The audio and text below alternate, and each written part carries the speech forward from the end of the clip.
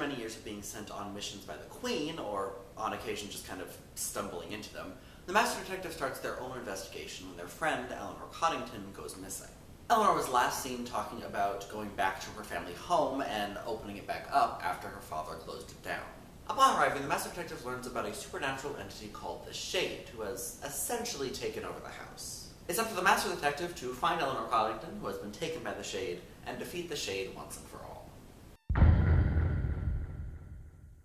This is a very enjoyable game, which is especially nice considering the one that came before it. It has a really interesting story with a fascinating and very creepy villain. This villain, as I've mentioned earlier, called the Shade, feeds on creativity, and as soon as it gets you in its grasp, it forces you to create no matter how tired you get. It also has a gentleman-esque smile on its face the entire time. The other characters that we get in this game are also pretty interesting, even though there's not a lot of them. And while not having a lot of characters isn't inherently a bad thing, it is kind of weird in this case. So at the beginning of the game, Camille, the very first character that you meet, mentions that all of the house's inhabitants were taken by this black mist, which we later find out is the Shade. So when the Master Detective enters the house, I was expecting to find a lot of different characters, which I didn't really get. I got 2 from my time and 3 from the past. Not really a lot, considering that line was mentioned at the beginning, so it's just kind of a weird one to put in.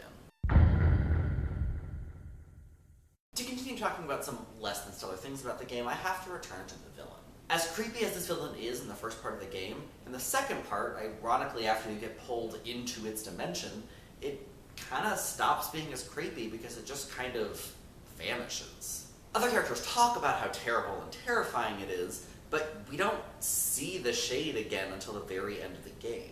Now, this isn't the kind of game where you have to sneak around and avoid the villain, and I wouldn't want it to be. But it is strange that this creepy entity that is supposedly all-powerful in its own domain just kind of disappears until the very end when it's very easily defeated. Speaking of the end, it's really anticlimactic and incredibly abrupt. There's usually more build-up to the ultimate defeat of the villain that this game just really didn't have, and there's usually kind of an end credits scene where Master Detective talks to the people that they rescued or even gets a message from the Queen. I was really expecting that with this game, especially because this is the Master Detective saving their friend, but nope. It ends with the anticlimax of defeating the villain, and that's it. Despite these slight grievances, this is still a game that I enjoyed, and I think it is a nice one to add to the collection. So ultimately, I give this game a 7 out of 10. So with all of that being said, I will see all of you tomorrow, or later today, depending on if I get the other video done. We'll see.